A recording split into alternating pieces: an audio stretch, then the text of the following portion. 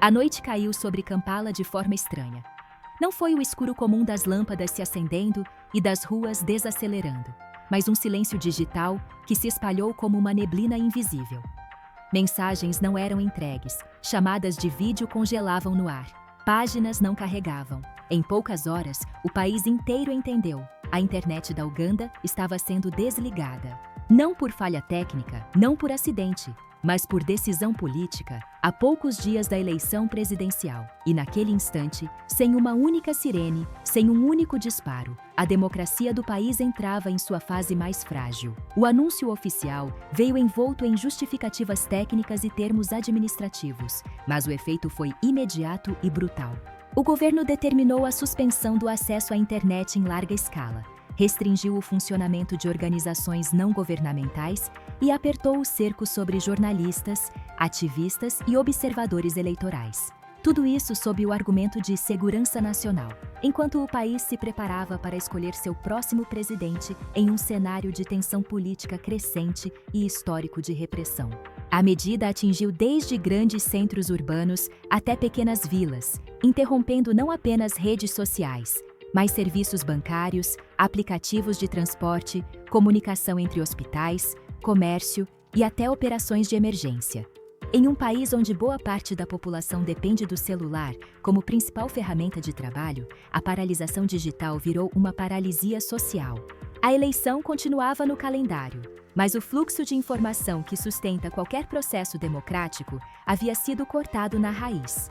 A cobertura da mídia de centro descreveu o episódio como uma manobra clássica de controle eleitoral.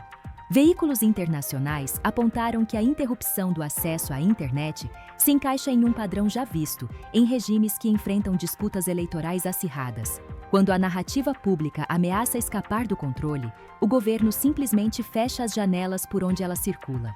Analistas destacaram que, embora o governo alegue riscos de desinformação e instabilidade, o impacto prático da decisão é silenciar a oposição, dificultar a organização de protestos, limitar a fiscalização independente e reduzir drasticamente a visibilidade de possíveis irregularidades no processo de votação. Relatos de cidadãos mostraram que, sem internet, informações básicas sobre locais de votação, horários, mudanças de regras e denúncias de abusos simplesmente deixaram de circular. A eleição seguia seu curso, mas em um ambiente de opacidade quase total, onde a população votava sem saber ao certo o que estava acontecendo fora de seu próprio bairro. Já a mídia de esquerda apresentou a situação como mais um capítulo de um autoritarismo estrutural que se consolidou ao longo de décadas. Para esses veículos, o bloqueio da internet não é uma medida isolada, mas parte de um projeto político que visa manter o poder por meio do medo, da fragmentação social e da asfixia das instituições civis. As reportagens enfatizaram o impacto humano da decisão: jornalistas impedidos de trabalhar, ONGs forçadas a suspender atividades, defensores de direitos humanos perseguidos, líderes religiosos pressionados a se manter em silêncio. Segundo esse viés, o governo da Uganda teria aproveitado o contexto eleitoral para acelerar um processo de fechamento político já em curso, tratando qualquer forma de crítica como ameaça à estabilidade do Estado. O desligamento da internet, nesse retrato, não aparece como uma ação pontual, mas como símbolo de um regime que teme sua própria população. Na narrativa da direita, o foco recaiu sobre outro aspecto: o risco de violência, o papel de grupos religiosos e a possibilidade de interferência externa. Veículos conservadores destacaram que autoridades justificaram a medida citando ameaças à segurança, possibilidade de confrontos e risco de manipulação de massas por atores internos e externos. Em algumas análises, o desligamento da internet foi apresentado como uma tentativa, ainda que extrema, de evitar um colapso da ordem pública durante um período sensível.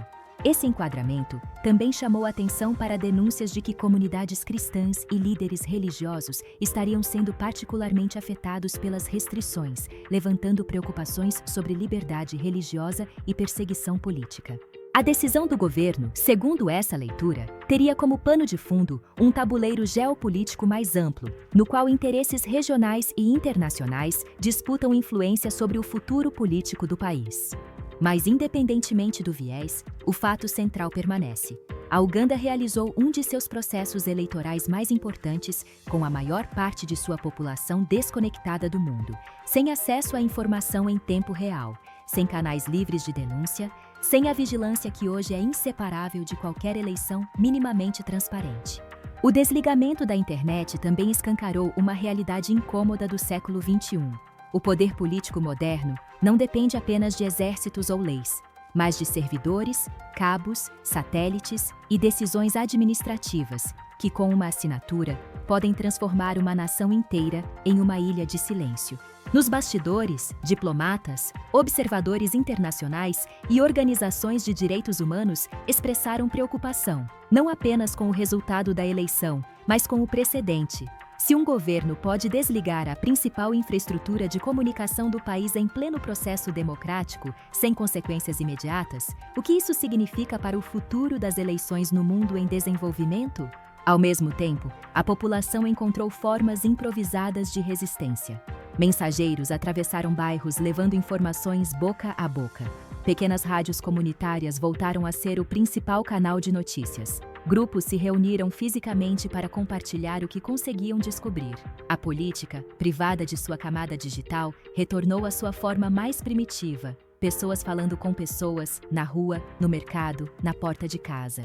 O que se desenha, portanto, não é apenas uma eleição sob controle, mas um teste histórico sobre os limites da democracia em uma era em que a informação se tornou tão essencial quanto o próprio voto. A Uganda mostrou ao mundo que não é mais preciso suspender eleições para esvaziá-las. Basta desligar os fios invisíveis que sustentam a consciência coletiva. E quando as urnas finalmente se fecharem e a internet lentamente retornar, o país não voltará ao ponto de partida. Algo terá sido quebrado: confiança, credibilidade, a ideia de que o processo político pertence ao povo e não ao governo. O silêncio imposto nos dias que antecederam a votação ecoará por muito mais tempo do que qualquer discurso de vitória. A eleição acontece, mas a história já está escrita.